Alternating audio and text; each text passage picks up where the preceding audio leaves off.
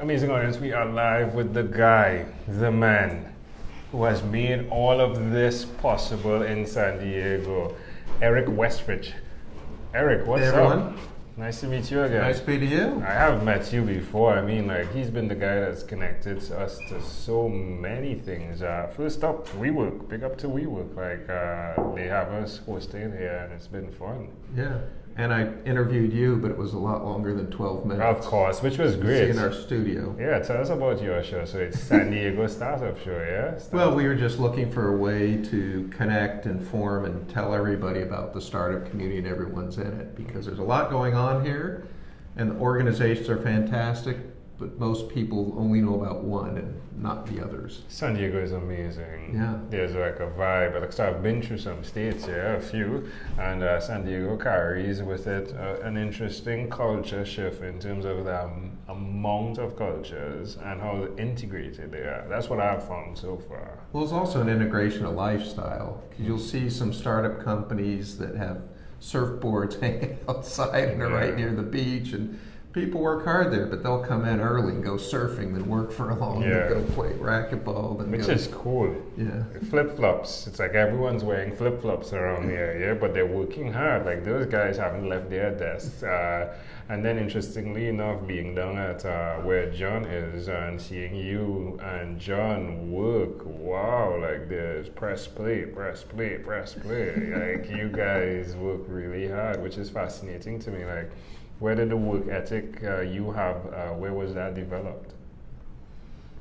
I did a couple decades in the Navy. And, you go through weeks where you don't know what day it is, because you're just working shifts all the time, and you come by, so where's breakfast? Oh, it's Sunday, it's an hour later. Oh, it must be Sunday. I've seen that. I've seen my little experience of not knowing what day it is by being on the road. Like I get around Fridays because I'm hearing John back in the studio saying today is Friday, and I'm like, oh, that's what today is. Yeah. So tell us what you're doing. Startup San Diego seems interesting.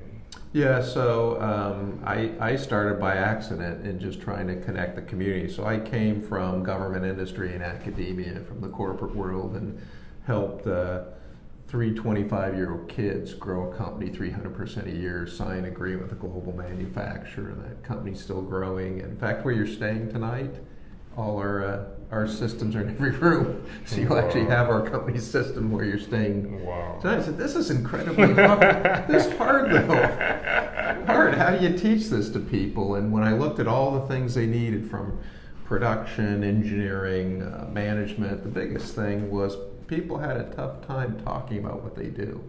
It's really hard. That's why I have somebody, a mentor, you met in John interview, who beat me up, because it's really hard when you go yourself to say, how do we clarify what we do? So our job is to make it easy for people to create a great story that captures attention and creates an emotional connection, then capture that in some kind of content like this. Yeah. And then when they're ready, to share it at scale. Yeah. Putting all those pieces together has been really challenging, because most people just want to do one thing and be really good at it. Mm-hmm. But it's important, the challenge. I do hope you guys crack the code on this, right? But it's really important because, so since I've been with Eric thus far, like, it's his passion, it's his thing. He keeps saying, like, we need to find a way to ensure that entrepreneurs understand that there are steps that they can create what they need to in terms of sharing their story brand and how it connects the audience to what they do. Yeah. And it's your passion. But what you guys have done already is pretty intriguing as well. Like, where's the best place I can go to find out more of how you can help my brand push on and move on? Well, actually, we're putting that all together. I spent 2 years trying to find people to put all the pieces together as opposed to just one piece. And so usually in this room where we are, every other Thursday, we do Big Story Formula.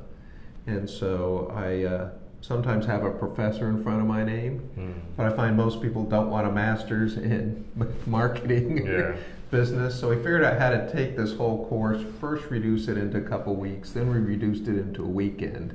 And now we have it so it's about 60 hours of instruction, or 60 minutes, an hour of instruction over 6 weeks. It's about a half hour of writing, and it's mostly getting people every other week to pitch and get feedback and become really clear on what they do. Yeah. So this big story formula, we're about ready to go online and turn into a big course. And the second thing is that after you're clear on what you do, how do you tell that to people?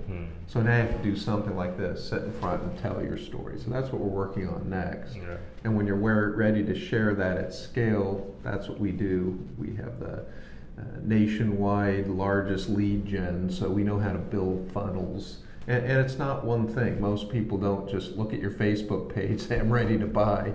And most people try and say, well, I'll just do this one thing, it'll make lots of money. And it's like, people don't act that way. Yeah, it doesn't work. Tried and tested. Lead gen is where I'm going to find out as much as I can as well, right? Well, it's really just taking your customers where they need. First of all, finding out if they're your customers. And for those that are, take them where they need to go. So it's not about here's what we do, it's what do they need. So it's knowing yourself and your customers really well. And most people ask me almost every day, what's the best marketing tool? And I say, I don't know, what's the best tool for building a house? I hear hammers are really good, but I've heard some people had really good luck with a saw. Yeah. They saw their house is beautiful, although drills, I hear. They work really well. They were great. So the key is if you just go grab a tool and start building and you assume it's going to be one thing, one thing doesn't normally work with customers these days. So the idea is it's not what tool you use, it's whose attention, emotions, and understanding do you need to capture, where are they, and what do they need. And how do you put a blueprint together to do that versus trying to go out and just do one thing? Love it. It's wonderful. Which is what all we tried when we were trying to build our startup company. We saw this one person did this one thing. Well, why doesn't it work for us? We published an article. We did a video. We were at we were on a panel. Why isn't this suddenly working? We're a speaker. So Eric, you have done some amazing things, right? And you're out here, but I mean, I'm intrigued to know in terms of your own unique real shoes, which is the segment we cover in terms of shoes you've worn, right? You spoke about Navy, all right? But like 1 to 12, what were some types of shoes you were wearing? Well, I actually started in engineering. And I kind of had this idea that we'll solve all the world's problems by getting really smart people together and we'll build stuff and we'll just solve problems. How hard could it be if you have smart people? And then I found that it didn't matter if you build stuff, if nobody paid for it, understood it, used it. So then I went into academic research, including helping run global models of the air and ocean on supercomputers and doing advanced mathematics. And then I figured that, well, that has to be in something you could hand somebody. So then I went into hardware, software, system development. And then it's like, yeah, but how those pieces come together. So it's product management, making sure it fits the customer, then program management, then chief engineer, then sales and marketing, then business development. Then I went into startup, and now media and digital marketing, which has happened by accident. Where I am today is complete.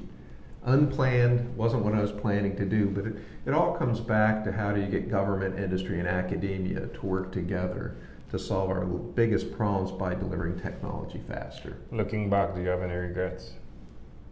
No. There are things I might have done differently, but I tried most of the stuff. I've been a lot of places in the world and tried. I guess the most thing is I've had very little time where I've been comfortable. I can sit there and go, I know how to do this, this is easy. As soon as we do that, here's a bigger problem, so let's go try that. Yeah, which is good. It speaks to your personality. It's funny though, you come across as the guy that's calm and stable, that would stay in one place forever, right? And build, but you're the opposite, right? But you do it in a very strategic, calculative way from what I've experienced thus far. Yeah. What are you most excited about right now?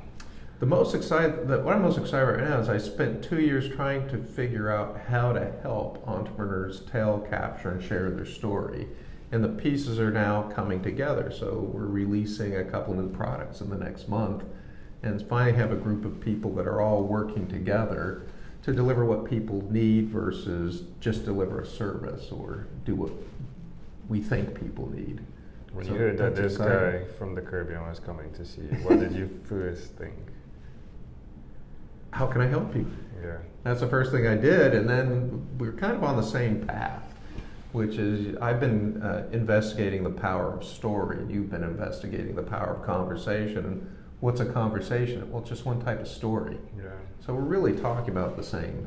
Yeah, I'm thing. really fascinated, folks, by how much this guy has helped, though, and in a very intriguing way, and I appreciate it. Like, if you're coming to San Diego, check out Eric Westreich. Like, he's the guy that has the conversations you require. Like, you're like the hub for the connect, and I appreciate it because it's very cool. I mean, I understand it's business to some point because we're building networks, and that's cool because it's good to know what you want, yeah?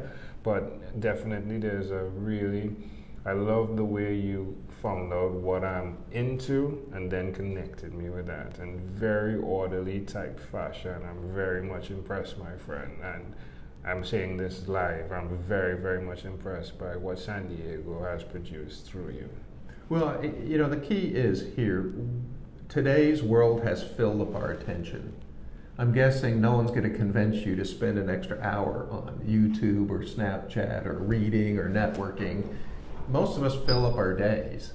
And now you'll get tons of money if you can convince people to spend seconds or minutes extra doing something. So now everyone's competing for that attention. So that becomes the most valuable thing is someone's attention. And as big companies and organizations realize that, they're going to try and capitalize on that. So for entrepreneurs, if you want some of that attention, you have to do something different. You can either outspend the big guys, which we can't do, or we can figure out how to find who we can help better, capture their attention, create that emotional connection if it's there, and get them to understand better what we do. Love it. Eric, this was a great pleasure, my friend. Before you leave, is there anything else you'd like to share with our amazing audience?